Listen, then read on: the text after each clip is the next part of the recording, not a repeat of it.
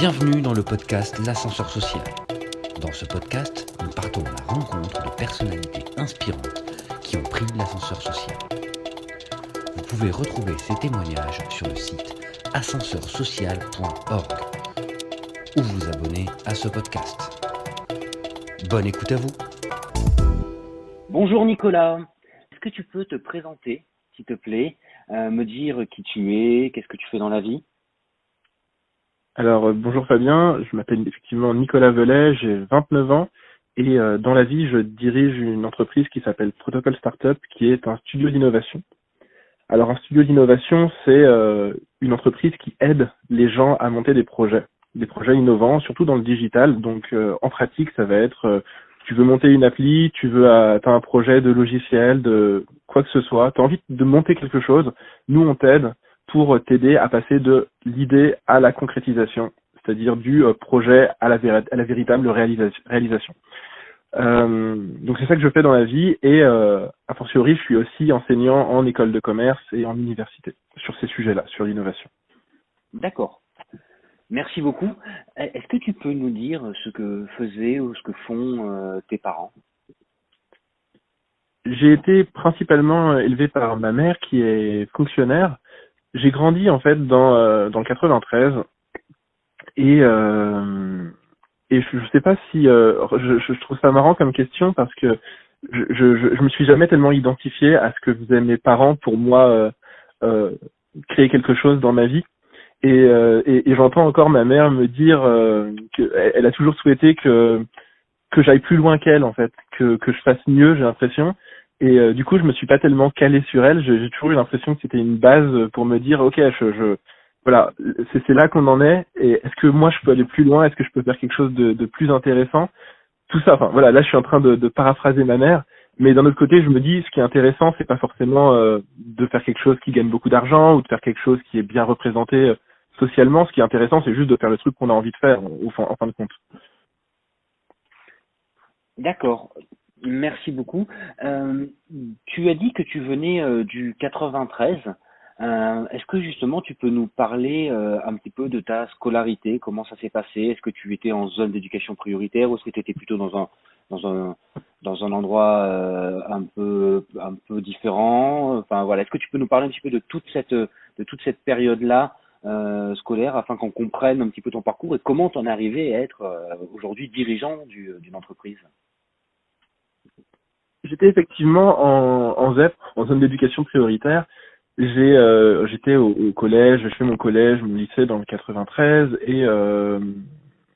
effectivement c'était un petit peu c'était un petit peu ce qu'on peut ici imaginer sur le 93 au lycée. Je me rappelle que voilà, on a eu pas mal d'émeutes. C'était à l'époque de l'élection de Nicolas Sarkozy comme président. On a eu des voitures renversées, des poubelles qui brûlaient, on a eu la totale.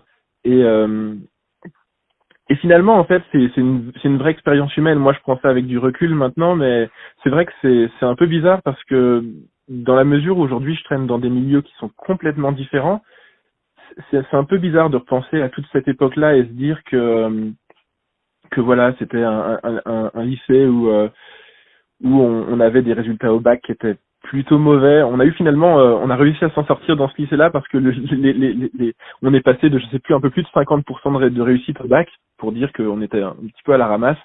On a été le lycée qui a eu la plus forte progression de France parce qu'on est passé à, je sais plus, de un peu plus de 50 à peut-être un peu plus de 70. Je trouve que c'est une information un peu rigolote. Et sur le côté un peu moins rigolo, c'est vrai que c'est le genre d'endroit où, voilà, je connais des gens qui se sont fait tirer dessus à la sortie du RER ou même, plus tristement encore, même là, aujourd'hui, moi, tous les ans, en fait, j'apprends la mort d'un de mes camarades de classe du lycée, parce qu'il s'est fait prendre dans des rixes, dans des histoires de drogue, dans des histoires de cité, et tous les ans, il y a un copain du lycée, je vois passer sur Facebook, voilà, il y a Richard qui est mort, il y a Mabo qui est mort, voilà, tous les ans, je vois quelqu'un passer, et ça me fait un peu mal au cœur de me dire, voilà, ça reste quand même ce genre de milieu et ça reste quand même difficile, même si j'essaye de passer outre tous les stéréotypes qu'on s'en fait. C'est waouh, chaque année, comme tu dis, il y a des personnes qui malheureusement décèdent suite suite à des rixes ou à des problèmes de drogue. Justement, est-ce que toi, qui as réussi à t'extirper un petit peu de ce milieu-là et à prendre l'ascenseur social, ou au moins à utiliser notre système scolaire, social ou autre pour essayer d'avancer et de réussir, est-ce que justement tu as un avis sur ça, sur qu'est-ce qui fait que il y a des gens qui ne le prennent pas, qui réussissent pas, et qu'est-ce qui fait que toi tu as réussi selon toi? Je crois qu'il y a une grande partie de ce que tu vas accomplir qui est liée à la représentation que tu as de toi-même.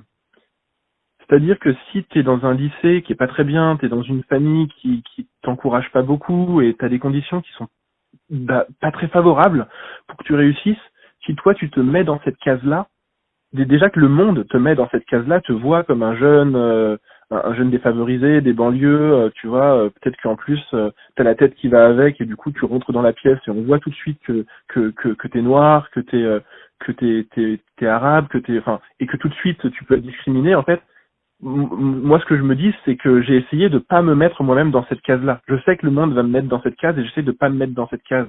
Et et en fait, quand tu commences à te dire ça, à te dire mais peut-être que je me résume pas à être un jeune des banlieues, ça te permet d'élargir ton champ des possibles, te dire mais en fait il y a plein de choses qui sont possibles pour moi, parce que la plupart des choses qu'on pense impossibles, c'est qu'on les lie à ça. On se dit bah ouais mais enfin moi je vais pas réussir, je suis un jeune des banlieues. Tu vois, quand j'étais au lycée, la directrice adjointe du lycée m'a dit dans les yeux mais c'est pas la peine d'aller faire la fac à Paris, en fait tu seras pas pris, tu seras juste pas pris en fac d'économie à Paris. Et en fait j'ai postulé quand même. Et en plus, j'ai été pris à la fac d'éco à Paris. Or, ok, l'année suivante, finalement, c'est pas le truc qui me bottait, donc c'est un peu anecdotique comme exemple. Mais c'est simplement que je me suis dit, mais j'ai pas envie de me mettre des barrières tout seul. J'ai pas envie de me dire que je ne serai pas pris dans ce programme. Je vais faire mon maximum pour être pris. Et en fait, si je crois pas en moi, comment les gens pourraient croire en moi? Comment on pourrait se dire, bah, ce garçon a sa place ici, si même moi j'y crois pas? Donc, la chose que j'ai faite, c'est de me dire que je me résumais pas à être un jeune de la cité, et je me suis dit que en fait je pouvais réussir des trucs, et en y croyant assez fort, bah, j'ai fait des choses, et c'est souvent comme ça que la chance sourit, c'est qu'on plus on fait de choses et plus on a la chance de réussir des choses. Exactement. Donc là, tu as parlé de quelque chose qui nous touche particulièrement au sein de l'association l'ascenseur social, c'est l'autocensure.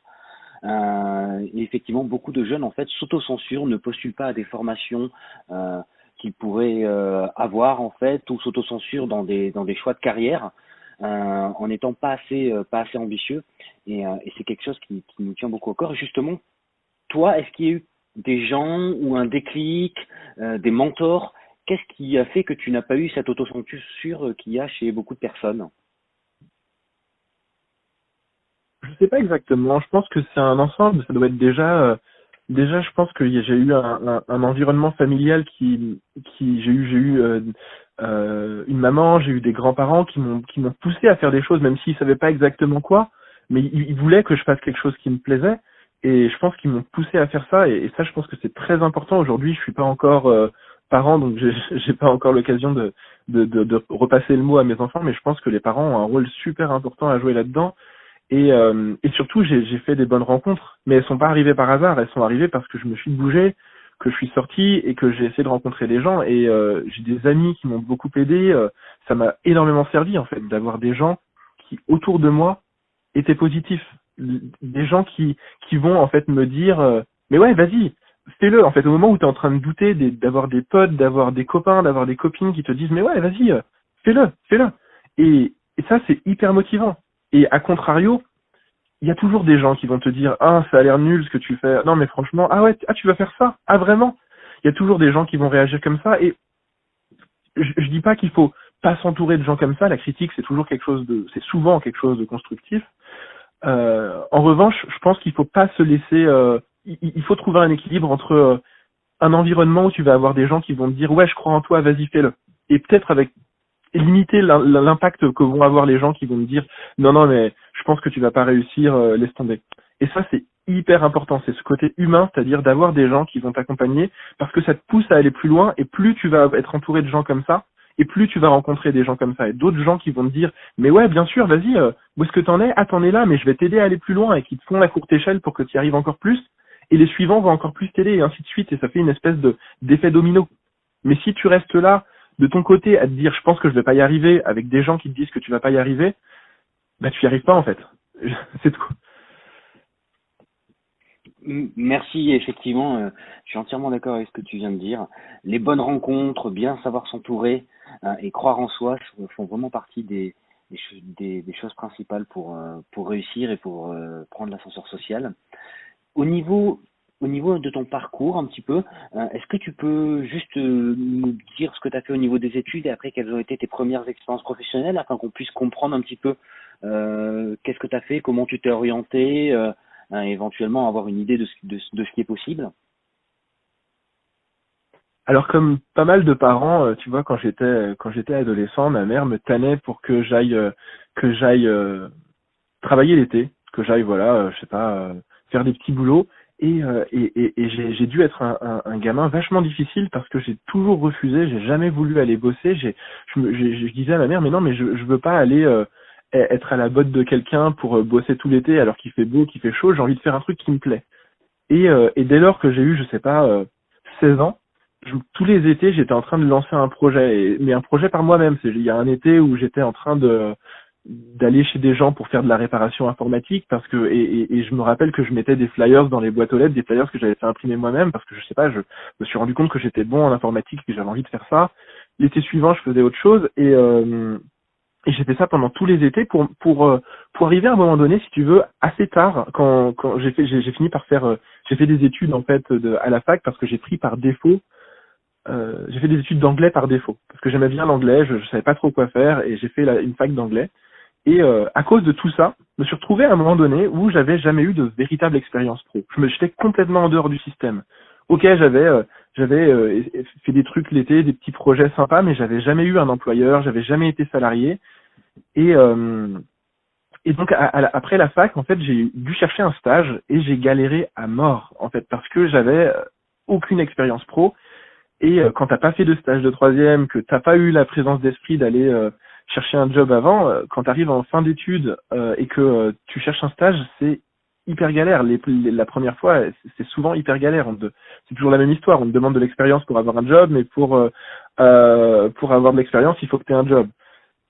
Et du coup, j'ai galéré à mort pour trouver un stage et j'ai dû faire, je me rappelle que j'ai envoyé 50 demandes pour trouver un stage, mon premier stage, et je devenais fou. Je me souviens de complètement péter un câble parce que personne me répondait, personne voulait de moi. Et le premier stage que j'ai fini par décrocher, évidemment, c'était le stage qui restait, celui qui était donné à personne d'autre. Et j'ai eu un stage qui était pas très bien, où j'étais dans des conditions où on me faisait faire des photocopies, où on me gueulait dessus à longueur de journée. C'était un petit peu compliqué et si tu veux, j'avais l'impression que d'un point de vue comme ça, je me disais mais j'ai l'impression que les choses me sourient pas en fait. J'ai l'impression que c'est compliqué. Et je pense que c'est dans ces moments-là qu'il faut justement que quand tu penses que c'est compliqué, c'est dans ces moments-là qu'il faut justement prendre ton courage à deux mains et te dire mais en fait c'est justement quand c'est compliqué que je vais pas arranger les choses en baissant les bras.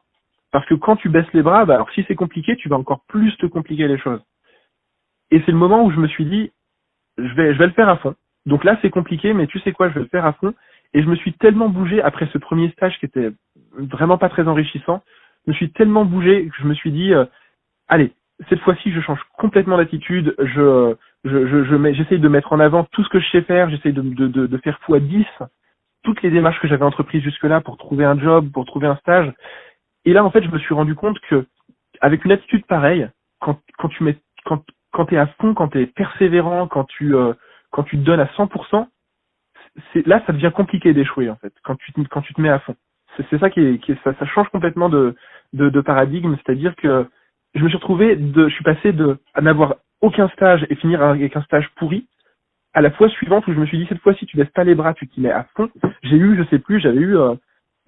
quatre offres d'emploi qui ont répondu positivement et je me suis retrouvé à devoir choisir entre quatre offres où évidemment j'étais en train de les mettre en concurrence en me disant bah ok, vous m'avez dit oui pour que je vienne chez vous, mais il y a les autres aussi qui ont dit oui, et puis il y a le troisième qui a dit oui, et puis le quatrième, il me propose plus cher, du coup, qu'est-ce qu'on fait? Je me suis retrouvé à les mettre en concurrence et la situation était complètement différente. Et l'état d'esprit était complètement différent, mais ça venait principalement de moi. C'est que moi, j'étais arrivé avec un état d'esprit de conquérant en me disant je vais y aller, je vais y arriver, et ça avait tout changé dans l'expérience que j'ai vécue.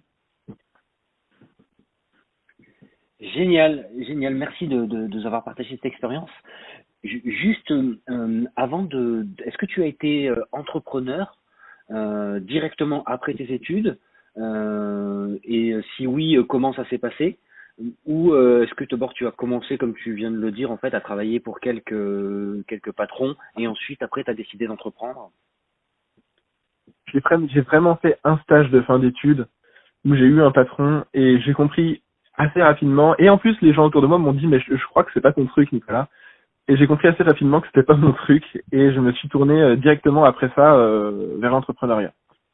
Aujourd'hui, c'est un petit peu rigolo parce que je me retrouve à j'ai envie de dire diriger, mais c'est pas diriger des gens, mais c'est travailler avec des personnes et puis d'avoir cette posture de patron, alors que finalement, j'ai jamais eu cette posture de salarié. Je me rends pas tellement compte de ce que c'est que la vie de salarié et aujourd'hui, souvent je pose des questions à des copains en disant mais ça se passe comment quand t'es comme ça, mais là du coup euh,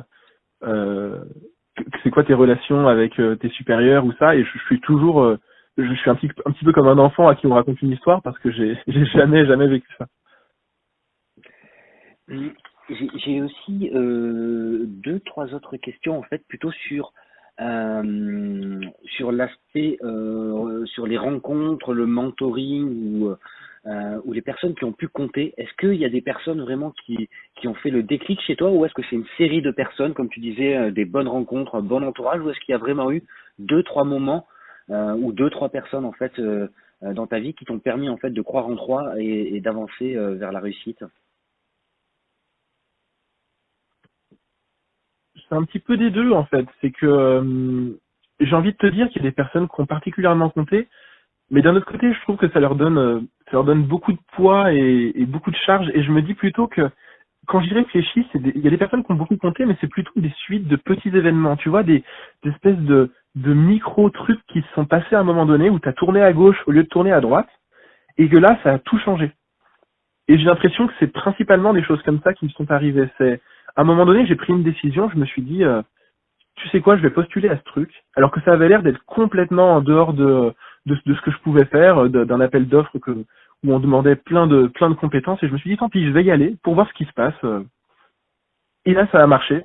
J'ai rencontré la bonne personne, et il s'est passé un truc dingue derrière, parce qu'il m'a mis en contact avec son copain, qui m'a mis en contact avec son frère, et ainsi de suite. Et j'ai l'impression que c'est plutôt des tout petits déclencheurs qui m'ont mené à avoir ce que j'ai aujourd'hui. Et d'un autre côté, c'est vrai aussi que c'est beaucoup, je parle beaucoup de réussite là, mais c'est aussi beaucoup dans l'échec. Tu vois, j'ai l'impression que la plupart des fois où j'ai vachement avancé, c'est beaucoup dans l'échec que tu es obligé de te sortir de ta zone de confort et tu es obligé d'aller voir des gens. Tu vois, aujourd'hui, par exemple, mon associé avec qui on a cette entreprise, ce studio d'innovation, c'est une associée que j'ai rencontrée à un moment donné où ça allait pas, en fait, où elle avait raté un truc qu'elle venait de faire. Moi, j'avais raté un projet que je venais de faire. On s'est regardé, on s'est dit, mais en fait, on a raté les trucs qu'on était en train de faire. Qu'est-ce qu'on fait maintenant? Et on s'est regardé, on s'est dit, bah, on pourrait essayer quelque chose ensemble. Et on a monté quelque chose qui marche hyper bien aujourd'hui, dont on est hyper fier. Moi, je suis hyper fier d'elle, je suis hyper fier de moi. Et tout ça, c'est arrivé dans un contexte où on a pu créer quelque chose de positif à partir de quelque chose d'un moment où ça allait pas du tout. Et, euh, et je pense que ce qui est aussi très intéressant, c'est que cet associé que j'ai aujourd'hui et qui m'a énormément apporté, c'est aussi quelqu'un de très différent. Tu vois, c'est quelqu'un qui a été dans un grand lycée parisien, qui a fait une super école de commerce à Paris. Et du coup, il y a plein de fois où on se comprend pas du tout. Et c'est ça qui est génial, c'est d'avoir des gens qui sont dans l'opposition complète. Si tu vois que des gens qui sont toujours d'accord avec toi, bah, enfin, tu restes dans ton microcosme, tu restes dans ton point de vue, toi, t'as tes idées, tu penses que le monde fonctionne comme ça, et si tes potes sont pareils, et ben, ils vont te dire, ouais, c'est comme ça que ça fonctionne, et tu vas jamais voir plus loin. Et là, d'avoir quelqu'un qui est aux antipodes de qui je suis, et ben, évidemment, ça fait des frictions. Des fois, moi, je dis blanc, elle dit noir, et on n'arrive pas à se mettre d'accord, mais au moins, ça permet de vraiment modérer ton point de vue. Toi, t'as ta vision préconçue, tu sais que le monde est comme ça, et t'as quelqu'un en face qui va te dire, mais non, c'est pas du tout comme ça, c'est le contraire.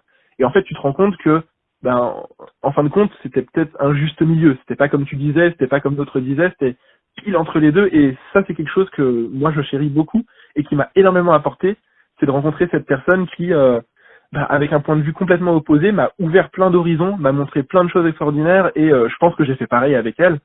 Et c'est l'une des choses qui m'a le plus servi aujourd'hui.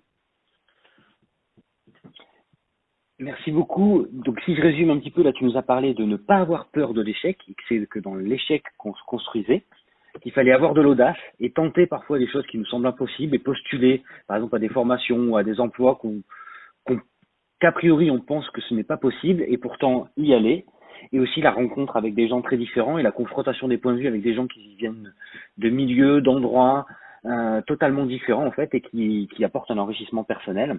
Merci vraiment pour ces exemples. On va bientôt conclure l'entretien pour pas te prendre trop de temps.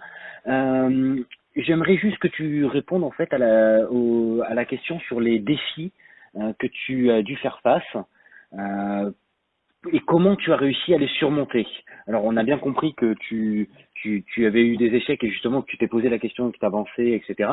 Mais si tu avais deux, trois défis en fait et deux, trois échecs en fait à montrer à un jeune qui par exemple a entre 15 et 18 ou 19 ans aujourd'hui, est-ce que tu pourrais expliquer comment tu as relevé ces défis et comment tu les as surmontés? Alors j'ai une approche un peu particulière, je sais pas si c'est la bonne. De toute manière, moi, quelque chose que je dis souvent, même quand j'enseigne, tu vois, quand tu es dans cette position d'enseignante, on a l'impression que c'est toi qui donnes la vérité et que tu l'expliques aux gens, et je fais toujours bien attention de dire, quoi que je dise, ça reste un point de vue.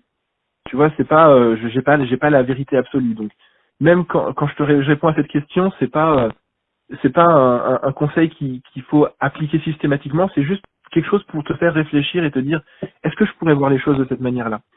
Et la manière dont moi j'ai fait face à la plupart des défis, c'est en essayant de pas me laisser intimider par de pas me laisser intimider et de pas être biaisé par tout ce que je pouvais imaginer sur moi-même et sur ce que pensaient les gens. En fait, il y a plein de moments où tu vas rentrer dans la pièce en fait et tu vas avoir l'impression que les gens te regardent mal. Et souvent, quand tu as cette impression-là, c'est parce que toi, tu te regardes mal. Typiquement, l'exemple le plus fréquent, c'est quand tu mens, voilà, tu racontes un mensonge, tu vas avoir l'impression que les gens savent. Tu vas te dire, mince, je crois qu'il est au courant, c'est pour ça qu'il a posé autant de questions, c'est pour ça qu'il m'a regardé avec des gros yeux. Mais en fait, le problème, c'est pas ça, c'est juste que toi, t'as menti, du coup, tu te sens mal, et du coup, tu penses que tout le monde est au courant, et tu penses que les gens te regardent mal. Et ben, c'est un petit peu pareil avec toute cette idée de milieu social, de comment tu vas être perçu. J'ai l'impression que si tu rentres dans la pièce en me disant, je crois que les gens vont mal me regarder parce que je suis noir ou parce que j'ai un accent de la cité.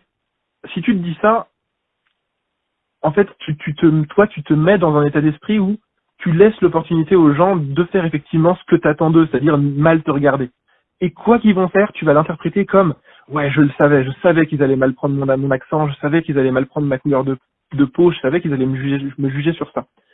Et ce que j'essaye de faire, c'est que j'essaye de me dire que je suis juste normal.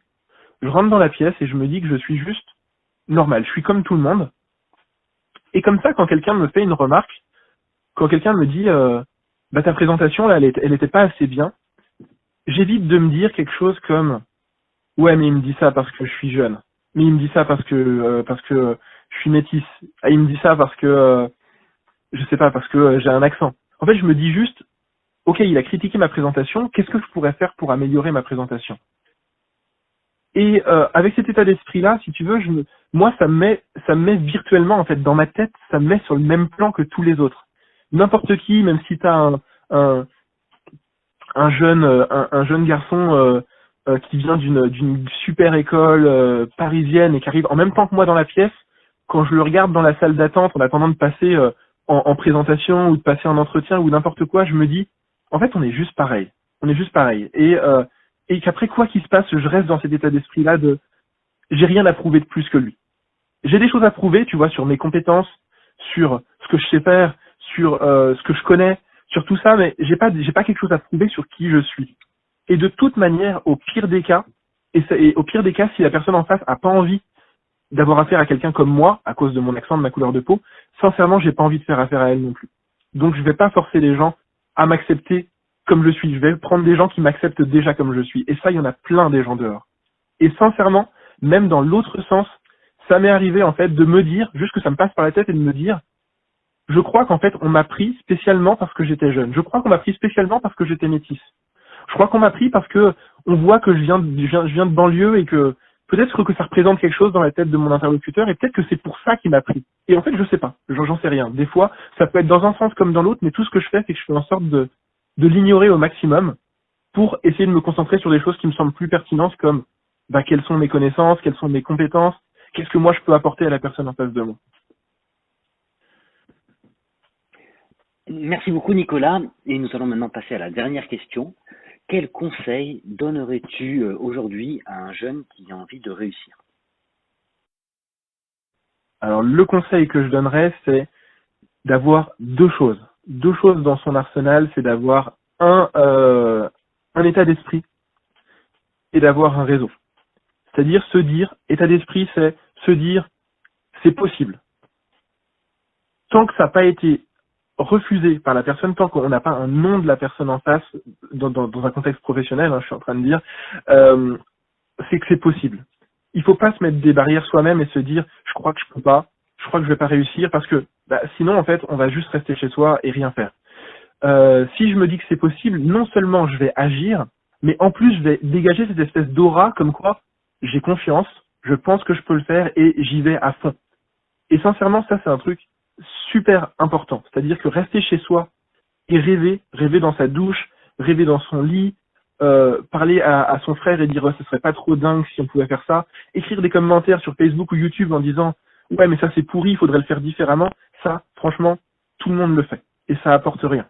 En revanche, agir, sortir de chez soi et se dire ok je vais faire quelque chose, si je rêve d'un truc, je vais mettre tout ce qui est dans mon pouvoir pour le réussir et sortir de chez soi, accomplir des choses, tester des choses, rater, se relever, rater encore et ensuite à la fin réussir parce qu'on a raté 3 fois et parce qu'on sait qu'est-ce qui marche pas et qu'on sait en puissance qu'est-ce qui fonctionne, c'est vraiment ça que je conseille dans l'état d'esprit. Et la deuxième chose, c'est le réseau. Une chose qu'on apprend énormément dans les milieux qui sont un peu plus huppés, dans les milieux qui sont plus aisés, on va apprendre la valeur du réseau. Imagine ton papa est ingénieur aéronautique, il connaît d'autres ingénieurs en aéronautique. Et du coup, toi, si tu veux être, demain, tu veux être ingé, tu veux faire un job comme ça, c'est facile en fait. Tu connais ton papa, tu connais les potes de ton papa, tu connais ton frère qui fait pareil. En fait, et tout fonctionne comme ça. T'arrives en école de commerce, t'arrives dans une bonne école de commerce, et là, tu sais très bien que tous les gens qui sont autour de toi en école de commerce, c'est des gens qui demain, ils vont devenir directeur de je sais pas quoi, ou bien responsable d'un autre truc, PDG de quelque chose, et c'est tes super potes. Et ça, c'est un effet réseau, c'est que tu sais que tes potes en puissance, c'est des gens super importants qui vont t'aider parce qu'ils étaient avec toi, ils te connaissent, ils ont rigolé avec toi, ils ont bu des coups avec toi, et vraiment, il y a un lien qui se crée. Et ça, c'est quelque chose qu'on a beaucoup moins quand on fait, quand on est, je sais pas, en ZEP, quand on fait la fac, quand on fait toute l'éducation gratuite. En fait, on a beaucoup moins cet état d'esprit communautaire où on s'entraide et où on se serre les coudes. Et pourtant, c'est hyper important. C'est hyper important de te dire, la force que j'ai, c'est aussi les gens que j'ai autour de moi. Et c'est toutes ces personnes que je vais rencontrer qui vont m'avoir à la bonne parce que je suis sympa, parce que je suis rigolo, parce que je sais pas, je suis intéressant, parce que je suis intelligent. Toutes ces personnes que je vais rencontrer, c'est eux qui vont me faire la courte échelle pour que je puisse accéder à des endroits que je peux pas accéder tout seul. Ça, c'est quelque chose que vraiment qui est hyper important. C'est de se dire, on réussit pas tout seul. Le concept du self-made man, ouais, je me bats contre tout le monde et je défonce tout le monde et je gagne à la fin. Ouais, c'est possible, mais c'est chaud. Ce qui marche surtout, c'est que tu trouves des gens qui vont te faire confiance, qui vont t'apprécier et qui vont te dire, mais un gamin comme ça, moi, je veux le suivre. Moi, je veux l'aider. Et des gens comme ça, ils vont booster ta carrière, booster ta vie, en fait. Juste t'aider et te prendre la main et te dire, mais allez, viens, on le fait. Et ça ouvre les portes. C'est beaucoup plus facile de rentrer quelque part quand t'as quelqu'un qui t'ouvre la porte que quand toi, t'es obligé de défoncer la porte, de passer par la fenêtre, d'essayer de t'incruster par la véranda. Ça, c'est compliqué. Et si t'as juste quelqu'un qui te dit, mais vas-y, regarde, je te fais le chemin, vas-y, passe. C'est beaucoup plus facile. Et ça, c'est une vraie valeur qu'on sous-estime énormément dans les milieux défavorisés. Et du coup, je pense que c'est vraiment un conseil que je donnerais, c'est avoir l'état d'esprit de gagnant, te dire que c'est possible de le faire jusqu'à ce que quelqu'un te dise non. Quand on te dit non, bah tu te dis tant pis, c'est pas possible, je vais essayer autrement. Et saisir des mains tendues, essayer d'engager des gens, toi te dire comment je fais pour embarquer des gens avec moi pour que ils puissent m'aider, parce que c'est souvent ensemble qu'on réussit, et c'est beaucoup plus souvent ensemble que tout seul. Merci beaucoup Nicolas pour ce témoignage très inspirant avec beaucoup de bons conseils. Justement, je ne peux pas laisser finir comme ça parce que tu parles de réseau et je pense que ça intéresse beaucoup de jeunes en fait de savoir comment se constituer un réseau ou au moins au début comment arriver à se constituer le début de réseau. Est-ce que tu peux nous donner est-ce que tu peux donner deux trois conseils pour commencer à se constituer un petit réseau qui va ensuite grandir et avoir un effet boule de neige? Alors, pour se construire un réseau, au tout début, je conseillerais comme d'habitude, de sortir. En fait, se constituer un réseau sur Facebook, sur LinkedIn, ouais, pourquoi pas, c'est sympa, mais ce qu'on veut, c'est de l'engagement. On veut que des gens aient vu ta tête, qu'ils se rappellent de toi, qu'ils se rappellent que tu étais sympa, que tu étais malin, et qu'ils te fassent confiance. Et pour ça, tu vas sortir, tu vas chercher des assos. Si toi, tu as envie de lancer un projet social, si tu as envie de lancer un projet entrepreneurial, si tu as envie de travailler dans un secteur particulier, il y a des associations partout en fait qui regroupent des gens qui travaillent dans ton secteur, qui regroupent des gens qui ont des idées comme toi, et d'aller voir ces gens. Juste pour traîner dans des milieux où on va te dire mais tu connais un tel? Ah mais t'as pas rencontré Bidule, il faut à tout prix que tu vois machin. Et ça, déjà, c'est un premier pas qui est super important, de te dire je sors et même si ça donne rien, c'est pas grave. Je vais rencontrer des personnes et peut-être qu'elles vont rien donner. On va juste devenir potes et ça sera juste sympa. Mais le fait de rencontrer des personnes, ça va te mener à rencontrer d'autres personnes. Donc surtout, ne pas s'arrêter au début. C'est-à-dire que c'est ça l'effet réseau, c'est l'effet boule de neige. C'est que je vais rencontrer une personne qui va être plutôt intéressante, mais elle va me mener à une autre personne qui va être super intéressante, qui me mènera à une autre personne qui sera encore plus intéressante. Ça, c'est déjà sortir, aller voir des assos. Première chose que je ferai. Deuxième chose que je ferai, c'est essayer de faire différemment de tous les autres. C'est-à-dire que si tu fais la même chose que tout le monde, bah, tu vas encore rester dans la masse. Et si tu essayes de te faire des copains en envoyant des mails, le problème c'est que tout le monde reçoit des mails. Peut-être qu'il faudrait faire quelque chose pour te démarquer. Et ce que je dirais, c'est peut-être aller dans des soirées, des conférences, des choses comme ça. S'il y a un sujet qui t'intéresse, je sais pas, t'es vachement passionné d'informatique et de code, ou bien non, à contrario, t'es passionné par je sais pas, la kinésithérapie, ou je sais pas, n'importe quoi. Il y a des conférences, il y a des gens qui se regroupent dans des salles, dans des amphis, c'est gratuit, tu peux y aller, faut juste s'inscrire, des fois faut même pas s'inscrire en avance, ça a lieu dans des salles des fêtes, ça a lieu dans des amphithéâtres d'université, ça a lieu partout, et tu te pointes, t'arrives là-bas, et il y a quelqu'un qui fait sa conférence. Et la salle, elle est remplie de gens qui ont les mêmes centres d'intérêt, et qui ont des objectifs qui ressemblent un petit peu aux tiens. Et tant pis si t'as 16 ans, tant pis si t'as 19 ans, tant pis si t'en as 22, tant pis si t'es même pas à ta place, tu sais quoi, c'est un amphi plein de 200 personnes, personne t'a remarqué de toute manière. Donc t'y vas et essaye de parler aux gens. Et tu vas voir que, en fait, les gens se parlent pas entre eux. Les gens viennent à la conférence pour regarder la conférence, et après, si toi tu veux aller parler à ce chercheur super connu ou à ce directeur super connu qui vient de donner la conférence, tu descends les marches à la fin et tu vas le voir en lui disant salut, j'ai entendu ce que vous avez dit depuis une demi-heure là, c'était super intéressant, merci beaucoup pour tout ce partage et moi d'ailleurs je me présente, je m'appelle un tel et j'ai envie de faire ça dans la vie et est-ce que vous pourriez m'aider et quels conseils vous pourriez me donner? Et là la personne qui vient de donner la conférence, qui est plutôt une personne importante, elle va vous regarder, elle va sans doute vous donner des conseils, elle va sans doute donner sa carte de visite, je sais pas, et là c'est trop bien, il se passe un truc génial. Il suffit de renvoyer un message le lendemain en disant coucou, on s'est rencontrés hier, je suis le jeune qui est venu vous voir après la conférence, vous vous rappelez de moi? Et bien sûr qu'il se rappelle de vous. Et demain, s'il faut trouver un stagiaire, demain, s'il faut embaucher quelqu'un, demain, s'il faut faire quelque chose comme ça, eh ben, on vous prendra vous parce qu'on se rappelle de vous. Vous êtes arrivé à la fin de la conférence et vous avez discuté avec le conférencier et il s'est passé un truc pendant 2 minutes, certes, mais il s'est passé quelque chose.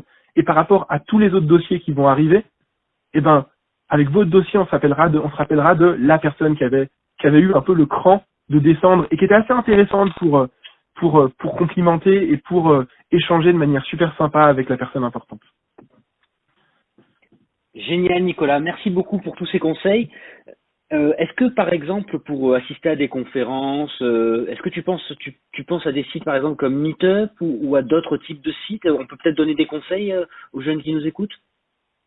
Ouais, des sites comme Meetup, des sites comme Eventbrite, c'est des sites où il y a où on a des événements.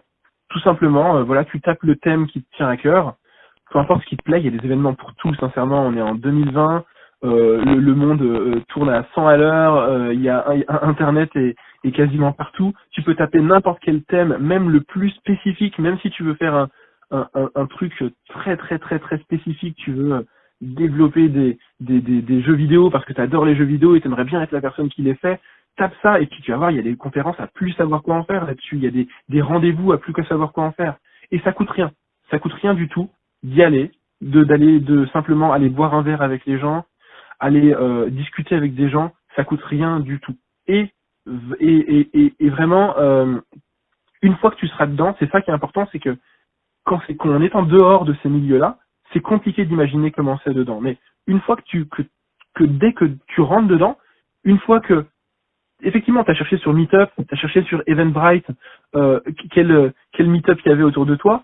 Une fois que tu es dedans, bah là, pose la question aux gens, mais directement, ils vont te dire, mais samedi prochain, on fait autre chose. Et puis, la semaine prochaine, on a encore un truc, mais t'es invité à tel machin. Et toi, tu te dis, bah non, je suis pas invité. Et du coup, on t'invite. Et là, d'un coup, il y a une espèce d'engrenage qui se fait et ça devient facile. Ce qui est compliqué, c'est toujours le premier pas. C'est ce que je disais tout à l'heure, c'est vraiment un effet domino. C'est qu'il faut réussir à pousser le petit domino au début. Et il va faire tomber un plus grand, qui va faire tomber un plus grand jusqu'à ce que tu fasses tomber un énorme bâtiment de 100 mètres de haut, mais juste par la force du tout petit premier domino que tu auras poussé. En fait, il faut pas chercher à aller hyper loin, hyper vite, hyper fort, parce que on peut pas déplacer des murs hyper gros. Il faut chercher à faire un petit truc, aller assister à une toute première petite conférence, un tout premier meet-up, et voir ce qui se passe. Et ensuite, garantie, t'as le doigt qui est pris dans l'engrenage et après on t'invite au suivant et ça devient facile. Génial, Nicolas. Merci beaucoup pour ce témoignage et surtout tous tes bons conseils. On sent que tu as l'habitude de donner tes conseils et d'intervenir auprès de jeunes. Merci beaucoup et je te souhaite une très bonne journée. Merci à toi aussi, Fabien. Bonne journée. Bravo, vous avez écouté cet épisode jusqu'à la fin. Partagez-le autour de vous et notez-le 5 étoiles sur les différentes plateformes comme iTunes, Deezer, etc. pour le diffuser auprès du plus grand nombre. Si vous souhaitez en savoir plus sur cet épisode, notre invité ou l'association L'Ascenseur Social, contactez-nous via le formulaire de contact sur le site ascenseurssocial.org. À bientôt pour un prochain épisode.